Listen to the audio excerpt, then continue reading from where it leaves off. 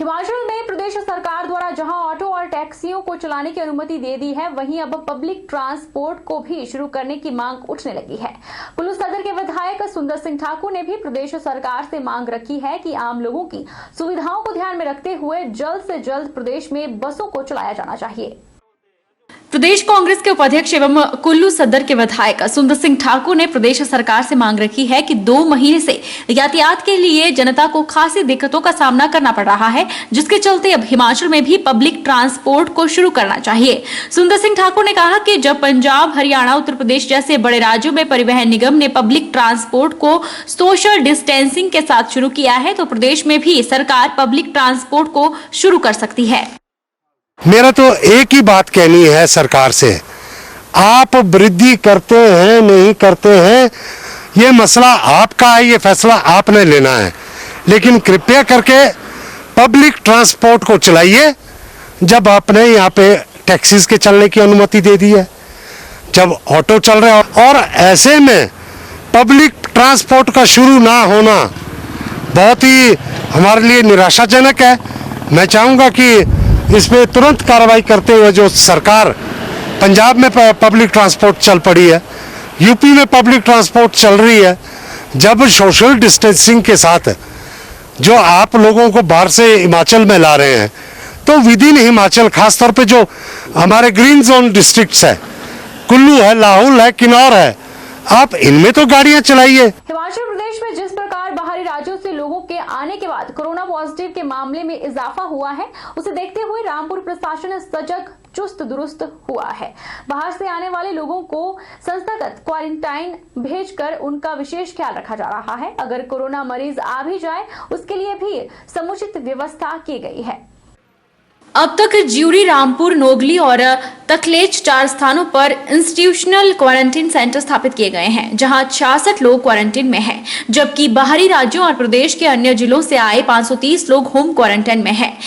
अब तक 1400 से अधिक लोग क्वारंटीन अवधि पूरी कर चुके हैं। रेड जोन और कोरोना संभावित क्षेत्रों से आए इंस्टीट्यूशनल क्वारंटीन में रह रहे 35 लोगों का कोरोना टेस्ट किया जा चुका है, जिनकी रिपोर्ट नेगेटिव आई है। इससे ऊपरी शिमला और रामपुर आसपास के लिए राहत की खबर है। प्रशासन ने लोगों को घरों से बेवजह बाहर न निकलने की अपील की है, ताकि वे संभावित संक्रमण से बच सके। यहाँ पर सरकार की तरफ से समुचित सुविधाएं प्रदान करवाई जा रही है, और इंस्टीट्यूशन क्वारंटाइन में अभी तक हमारे पास 60 से ज़्यादा लोगों की संख्या हो चुकी है, और होम क्वारंटाइन में हमारे पास 1400 लोग ऐसे हैं जिन्होंने सफलतापूर्वक अपना होम क्वारंटाइन पूरा किया, और वो जो है किसी भी प्रकार के संक्रमण से रहित पाए गए, कोई भी उनमें संक्रमण नहीं पाया गया।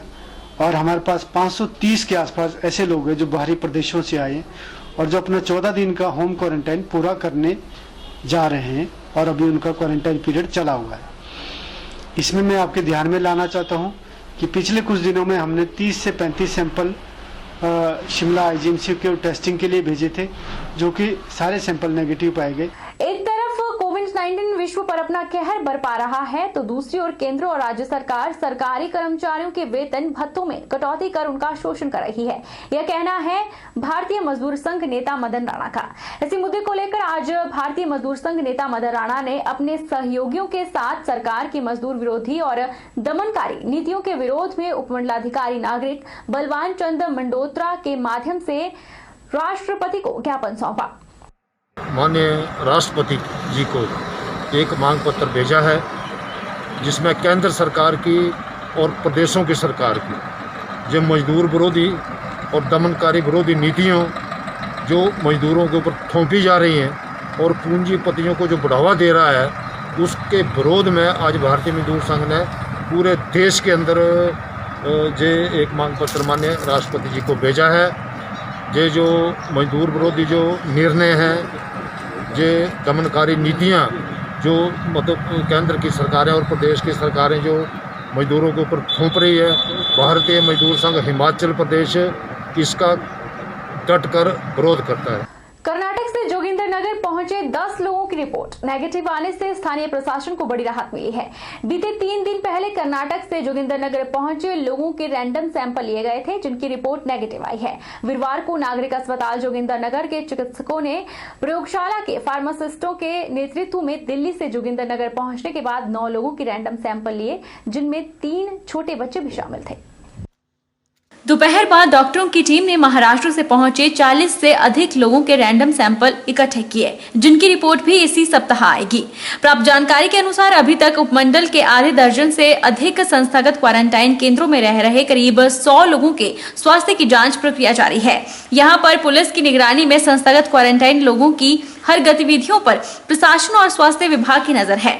खाने पीने के पुख्ता प्रबंधों के अलावा आवश्यक वस्तुओं की आपूर्ति भी स्वास्थ्य विभाग के मापदंडों के तहत ही की जा रही है, जबकि आसपास के परिसर में प्रवेश पूरी तरह से बंद किया गया है।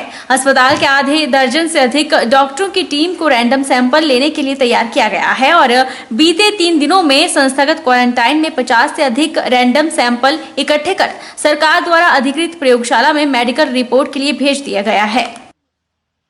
से लोग आ रहे हैं, उनको हमने इंस्टीट्यूशनल क्वारंटाइन किया हुआ है।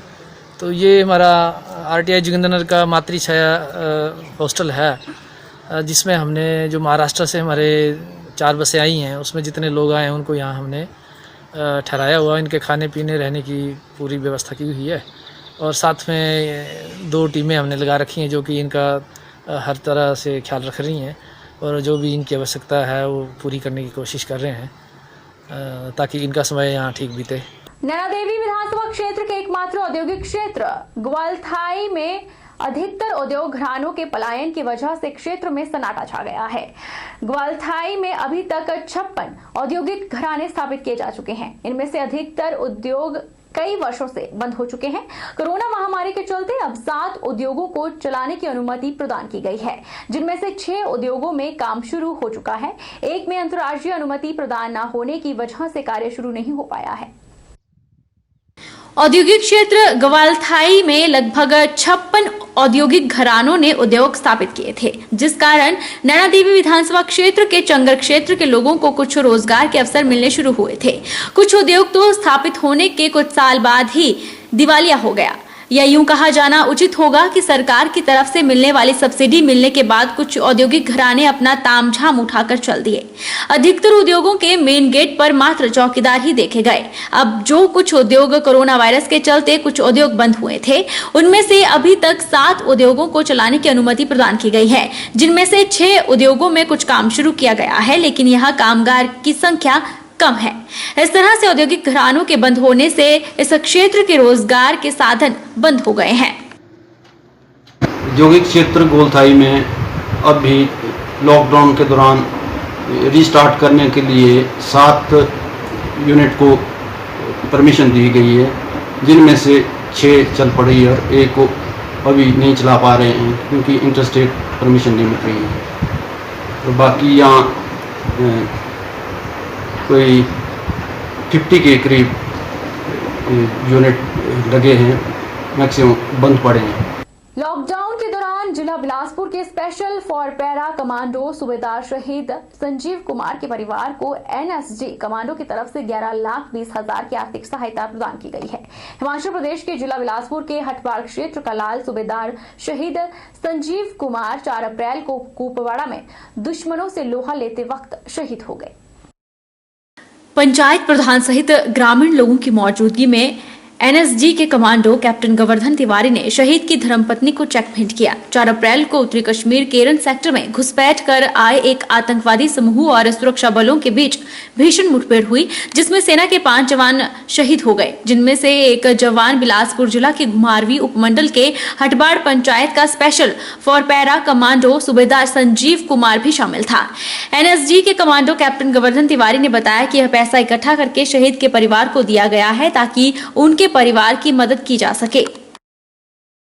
तो ये बड़े गर्व की बात है और इस गर्व की बात को मैं सभी लोगों तक पहुंचा देना चाहता हूं कि पुरानी यूनिट के भी हमारे फौजियों के साथ पुरानी यूनिट के भी बहुत अच्छे ताल्लुक होते हैं। मैं इनके परिवार को इनकी खुशहाली के लिए और ख़ासतौर इस महामारी के टाइम पर इनको अच्छी जो इनके कुशल क्षेम हृदय के लिए, स्वास्थ्य के लिए मैं कामना करता हूँ। मॉनेटरी बेनिफिट टोकन देने के आया हूँ और हमारी यूनिट ने पूरे फंड्स इकट्ठा करके साहब के लिए वो कराए एंड ये बस एक जो लॉस हुआ है उसको तो हम बदल नहीं सकते हैं, बस एक मॉनेटरी बेनिफिट है जो हमने पूरा इकट्ठा करके देने के लिए हम आए हैं। हम मानेसर से आए हैं और कल हमारी नूरपुर पंजाब जम्मू के बॉर्डर एरिया पर कांगड़ा में एंट्री के लिए नियम शर्तें माननी होगी। ई पास वालों को आने जाने की अनुमति होगी। रेड जोन से आने वालों को क्वारंटाइन होना पड़ेगा। बॉर्डर एरिया कंटवाल में हर आने जाने वाले की एंट्री की जा रही है। बॉर्डर एरिया कंटवाल में ही डॉक्टरों की तैनाती भी की गई है जो हर आने जाने वालों को चेक कर रहे हैं। इंटर स्टेट बैरियर्स है, हमने ड्यूटी पर तैनात प्रशासन की ओर से मतलब जारी निर्देशों के मुताबिक अपने ड्यूटी पर तैनात कर्मचारियों को सख्त हदायत दे करके रखी है कि जो कोई भी आदमी खासकर जो एरियाज रेड जोन डिक्लेयर कर दिए गए हैं उनमें से आता है तो उनको क्वारंटाइन वहीं ही कर देना है। उसके बाद स्वास्थ्य विभाग द्वारा उनके सैंपलिंग लेने के बाद ही अगला जो भी कार्यक्रम वो होगा। बाकी जो इंटर डिस्ट्रिक्ट बैरियर है वो जो अपने ज़रूरी कामों से आ जा रहे हैं तो 9 से 2 बजे तक के लिए कर्फ्यू में वो अपना आ जा सकते हैं। विपदा की इस घड़ी में संतोषी माता मंदिर स्वार घाट के सदस्य लगभग 2 महीने से कोरोना योद्धा बनकर प्रशासन के साथ कंधे से कंधा मिलाकर दिन रात सेवा के लिए खड़े हैं। इनमें से 5 व्यक्ति ऐसे हैं जो दिन रात अपना सब कुछ छोड़कर प्रशासन द्वारा तैनात किए गए कर्मचारियों और क्वारंटाइन किए गए लोगों के लिए चाय, नाश्ता और 2 वक्त का खाना मुहैया करवा रहे हैं। इस कार्य में स्थानीय प्रशासन का सहयोग नाम मात्र का ही रहा है, लेकिन स्थानीय लोगों ने इस महायज्ञ में पूर्ण आहुति डालने का काम किया है। वक्त तो चला है छोटे से ब्रेक के उस पार फौरन लौटेंगे, आप बने रहिए हमारे साथ।